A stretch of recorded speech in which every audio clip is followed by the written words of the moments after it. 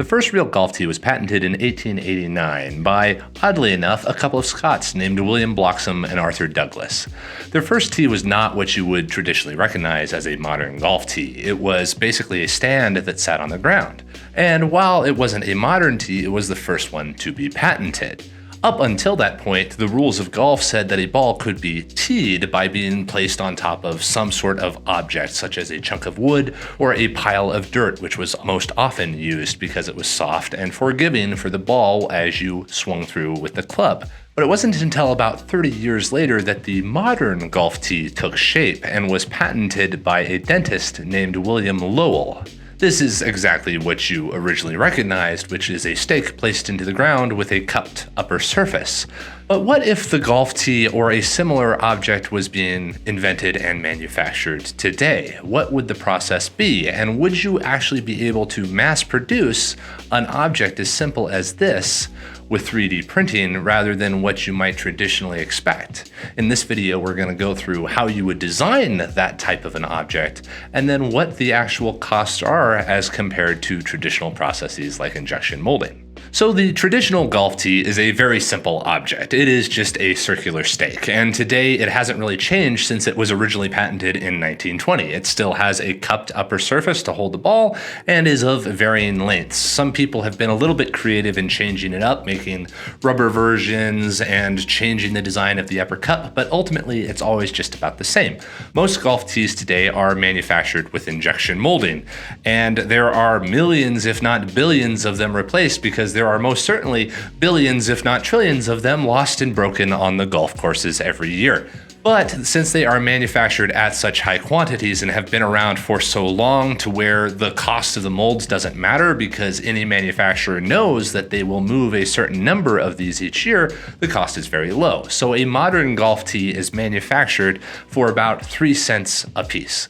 But what if it was not so ubiquitous? What if you were creating an original product? You might start with the traditional design, but 3D printing has reached a point to where it can mass produce objects, and it should be considered. But if this was to be manufactured with 3D printing, it would be prohibitively expensive and likely not yield the type of result that you want. Round objects like this are not really ideal for printing because if it was printed in this orientation bottom up, it would be very brittle and it would also not look very good. It might snap inside the bag. It has non-isotropic properties. From a material standpoint, it's not very good and it's not very attractive, especially when compared against wood. So if you have the new process available and you want to utilize it, you have to design for that process. Now, injection molding is restricted to this sort of design. You can't really get much more creative than this because the mold would be prohibitively expensive or would cause issues around shrinkage or other sorts of problems. So what would a golf tee look like if it was 3D printed? Well, let's assume we want to maximize strength along the axis of the tee or whatever object it is that you're making. What you would first want to do is with 3D printing, you want to maximize surface area. You want as much strength in the skin of the part as possible, which means you want to create something fat. But it is a stake. It has to go into the ground, so it has to be very easy to press into the ground, so it can't have a large cross-sectional area. You can't have a railroad spike going into the ground. It just doesn't work. It's uncomfortable and no one will want to use it. So you start out with an overall outer area that you want, and then you can cut it and rib it in order to make it reliable. And then of course you put a dish into the top of it so that it's able to hold the ball. And on first draft, you would end up with something like this. This is the optimum 3D printed golf tee. Notice how the outer ribs are very wide and as far out from the center of the tee as possible, but since it's cut out almost like a tent stake, you do not have a large usage of material and you do not have a large cross-sectional area, so it's very easy to press into the ground. And of course, we made the impression on the top just right to fit a golf ball. But what is optimal about this is that this can actually be printed in the optimal orientation for a 3D printer, which is on its side. That way, all of the layer lines are moving lengthwise of the axis so that this part can be reliable and strong and not necessarily break after every tee off.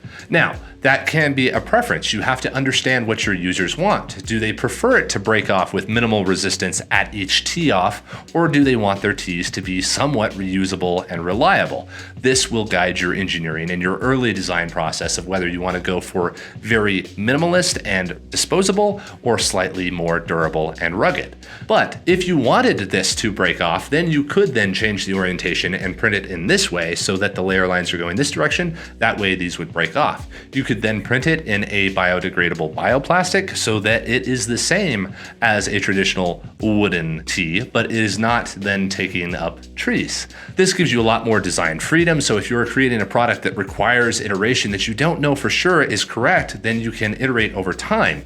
To get to the original golf tee actually took about 15 to 20 tries by different inventors between 1890 and 1920. So if you are the inventor of whatever the object may be, the ability to change over time for very low cost but still get to mass production can be very, very attractive. But ultimately, it also comes down to cost. Was it useful to design for 3D printing or to just use a traditional molding or machining technique? Well, if this was to be produced with injection molding, you would of course have the cost of the mold. In order to make 10,000 of these overseas, where the molding and manufacturing costs are the lowest, the cost of the mold is actually about $3,000. That is about 30 cents a piece. So 30 cents just for the tooling of one of these if you were producing your first 10,000. Now, of course, that could be amortized if you were producing 100,000 or a million, at which case it would then reduce to 3 cents and 0.3 cents, but it is still quite expensive. But at the 10,000 unit volume that we had this quoted, it actually cost about 50 cents a piece to have those first 10,000 produced. So basically 5,000 for the actual parts and 3,000 for the mold. So ultimately for your first 10,000, you are paying 80 cents for each one of these tees.